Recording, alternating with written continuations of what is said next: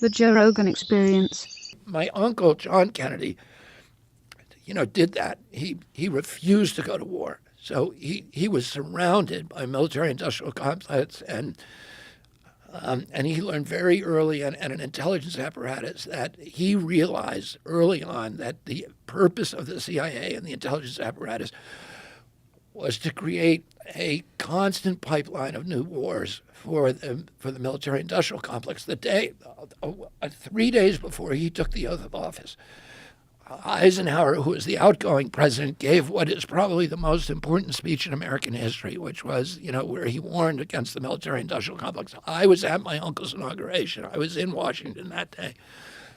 I was a 6-year-old boy, and I was sitting on the stands behind him, in front of him during his inauguration.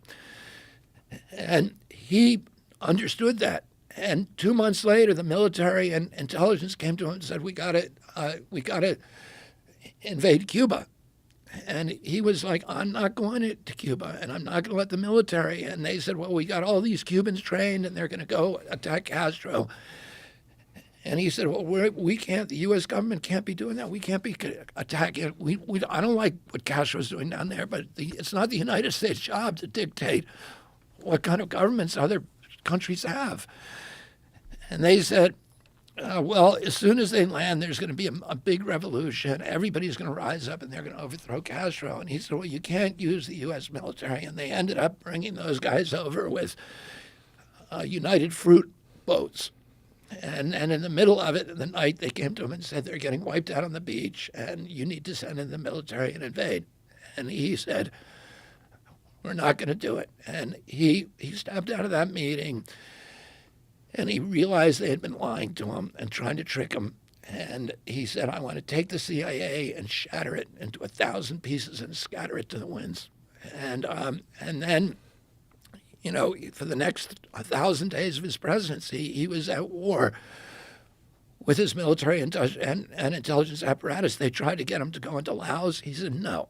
They tried to get him to go into Vietnam with combat troops. They said that we need 250,000 combat troops. He refused. Everybody around him wanted him to go into Vietnam. He sent 16,000 military advisors. That's fewer people than he sent to get James Meredith into Ole Miss in Jackson, Mississippi, to get one black man into school. He sent fewer in Vietnam. They weren't allowed to fight. Many of them did. They violated the rules of engagement. In October of 1963, he heard that some of his Green Berets had been killed over there. And he said, I want a total casualty list from Vietnam. And his aide came to him and said, 75 Americans have died. He said, that's too many.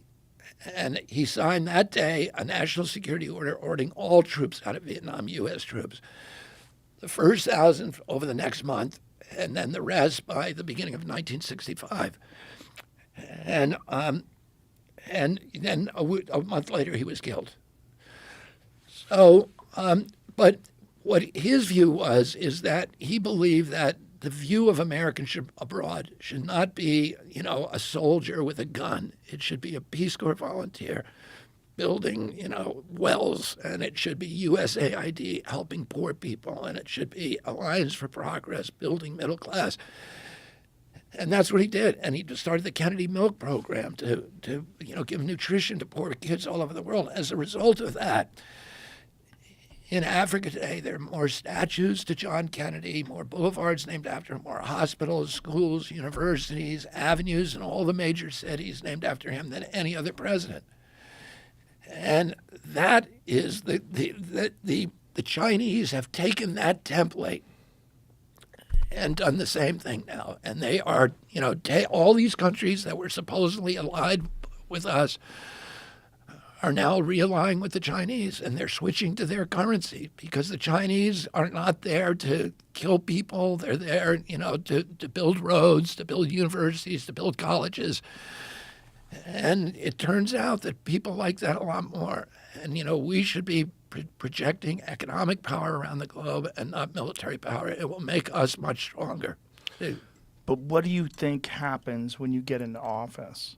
Like if you're talking about your uncle who was assassinated, and you believe the intelligence agencies were a part of that, what happens to you? Well, I got to be careful. I mean, I'm aware of that, and I'm not. I'm aware of that danger, and I don't live in fear of it, at all. But I'm not stupid about it, and I take precautions.